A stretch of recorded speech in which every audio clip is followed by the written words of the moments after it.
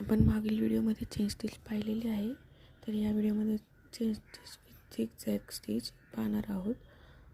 तर सर्वात आधी डबल चेन स्टिच करून घ्यायची आहे। एक लाईन कंप्लीट झाली, त्याच्या शेजारी दुसरी लाईन आपण चेन स्टिच करणार आहोत। अशा प्रकारे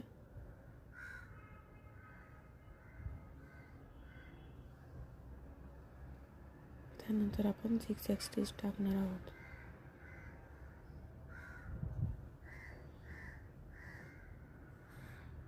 ती जी आपण डबल चेन स्टिच टाकली त्याला ती रॅप करायची, इकडून तिकडे व तिकडून इकडे अशा प्रकारे ती चेन स्टिच टाकायची आहे।